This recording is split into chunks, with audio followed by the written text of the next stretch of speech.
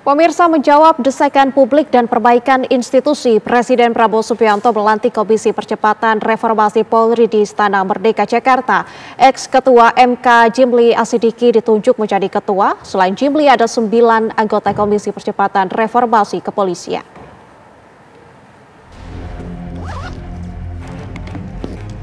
Pelantikan Komisi Percepatan Reformasi Polri digelar di Istana Merdeka, Jakarta pada Jumat sore. Pelantikan ini berdasarkan keputusan Presiden nomor 122 tahun 2025. Dalam susunan keanggotaan, Profesor Jimli Asidiki ditunjuk sebagai ketua merangkap anggota bersama 9 tokoh lainnya. Usai pelantikan, Presiden pun langsung melakukan rapat bersama dan memberikan arahan langsung kepada Komisi Percepatan Reformasi Polri. Setia kepada Undang-Undang Dasar Negara Republik Indonesia tahun 1945 serta akan menjalankan segala peraturan perundang-undangan dengan seluruh-seluruhnya demi dharma bakti saya kepada bangsa dan negara.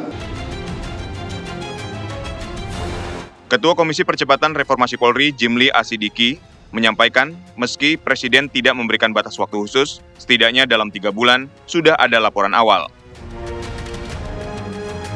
Tim juga diarahkan untuk terbuka dengan seluruh unsur masyarakat, termasuk tokoh bangsa dan aktivis untuk merumuskan rekomendasi kebijakan yang dibutuhkan.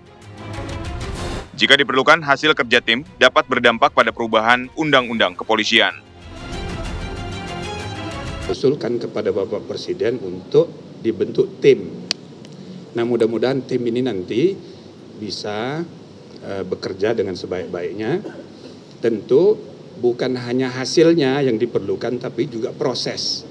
Bagaimana rekomendasi kebijakan yang perlu direformasi itu nanti diperoleh. Bagaimana caranya. Jadi Bapak Presiden tadi memberi arahan supaya tim ini juga terbuka untuk mendengar aspirasi dari berbagai kalangan yang punya kepentingan. Ya, seluruh masyarakat kita punya kepentingan karena polisi adalah milik rakyat. Komisi diharapkan bekerja secara terbuka dan menyerap aspirasi publik dalam melakukan pembaruan di tubuh kepolisian. Lantas bagaimana tim ini bekerja dan reformasi seperti apa yang akan dilakukan di tubuh Polri? Dari Jakarta, tim TV One mengabarkan.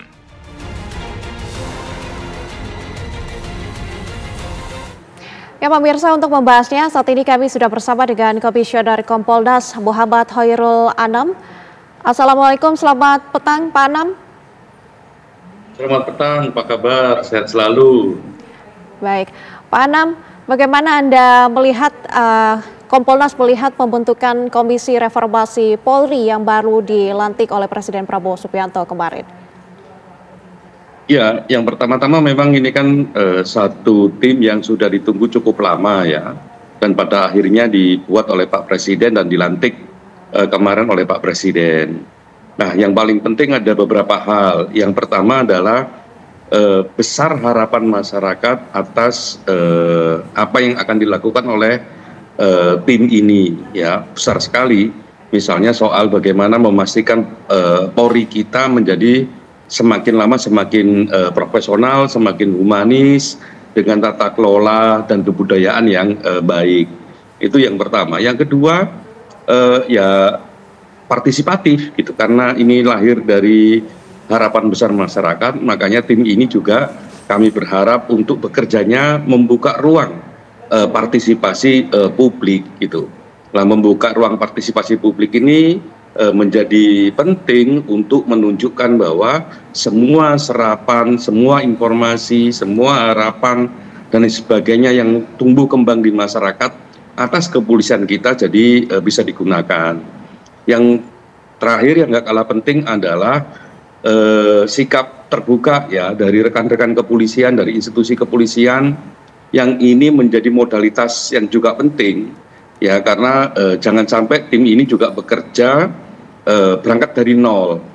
ya, karena memang tata kelola di kepolisian juga bergerak, terutama juga misalnya institusi kepolisian beberapa waktu terakhir ini juga mempersiapkan tim internal untuk transformasi. Nah, oleh karenanya itu juga bisa disambut baik sebagai akselerasi atau percepatan apa yang sebenarnya harus kita perkuat, kita rubah, kita transformasi, kita reformasi di kepolisian kita, sehingga berangkatnya tidak dari nol. Baik Pak Anam, kalau kita lihat dari tugas utama Komisi Reformasi Polri yang lebih pada kajian struktural dan transformasi jangka panjang, menurut Kompolnas konfirmasi seperti apa, reformasi seperti apa yang paling mendesak dilakukan di tubuh Polri saat ini? Ya, yang mendesak sebenarnya memastikan culture menjadi satu mekanisme yang akuntabel gitu. Jadi misalnya ini kan banyak kasus misalnya terkait masih ada beberapa rekan-rekan kepolisian yang melanggar etik, melanggar hukum, lah itu bisa dipastikan tidak berulang kembali. Ya, caranya bagaimana? Caranya salah satunya memperkuat pengawasan, baik pengawasan internal maupun eksternal. Jadi penguatan Propam secara internal dan penguatan Kompolnas secara eksternal jadi penting. Jadi apapun yang terjadi kalau pengawasannya tidak memiliki daya tekan yang kuat, tidak memiliki kewenangan yang kuat untuk melakukan pengawasan, saya kira jangka panjangnya juga akan berulang kembali. Oleh karenanya yang juga mendesak dan mendasar adalah penguatan pengawasan baik internal maupun eksternal. Oke. Komisi Reformasi ini punya fokus juga di pembenahan Polri. Apa langkah yang menurut Kompolnas bisa menjadi prioritas dari komisi ini?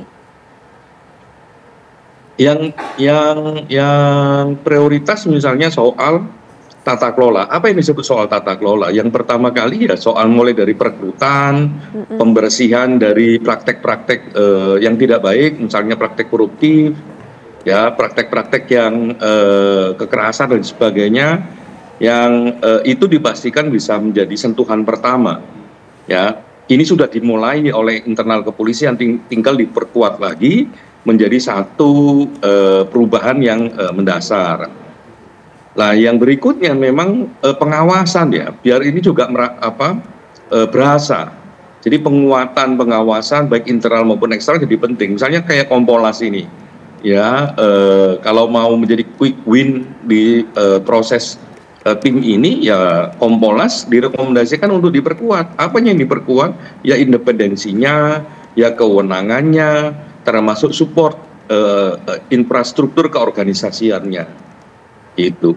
Oke, kalau kita dengarkan juga sebelumnya pernyataan dari Ketua Komisi atau Prof. Jimli, ia menyampaikan bahwa hasil dari komisi ini akan disampaikan setiap 3 bulan. Dari Kompolnas, indikator apa yang bisa dipakai untuk menilai reformasi ini bisa benar-benar berjalan? Ada 2 ya. Yang pertama memang mekanisme tim reformasi ini bekerjanya seperti apa. Kalau dia bekerjanya tidak mendengarkan publik, tidak membangun partisipasi, pasti resistensi akan ada. Ya, karena dia dianggap tidak membawa kepentingan yang lebih besar. Yang kedua, quick win-nya harus jelas, misalnya begitu, tidak sekedar rekomendasi tapi quick win. Ada sesuatu yang bisa langsung konkret bisa dilaksanakan. Sebenarnya quick win ini juga banyak sudah disiapkan oleh internal kepolisian. Nah, tinggal memang bagaimana koordinasi antara tim ini dengan internal kepolisian sehingga quick win ini langsung dirasakan oleh masyarakat. Misalnya bagaimana masyarakat mengurus berbagai administrasi di kepolisian itu bersih, misalnya begitu, tidak ada lagi pungli misalnya. Atau secara internal ketika ada sekolah ya, baik pengembangan maupun kejuruan juga tidak ada dilakukan dengan cara yang baik, merit system dan sebagainya. Itu quick win itu memungkinkan. Jadi menurut kami tim ini tidak hanya sebatas rekomendasi yang sifatnya besar dan jangka panjang, tapi juga diperlukan rekomendasi yang jangka pendek dan langsung bisa dirasakan oleh masyarakat. Oke, baik. Terima kasih Pak Anam sudah bergabung bersama kami di Kabar Petang. Selamat kembali beraktivitas Pak Anam, sehat selalu.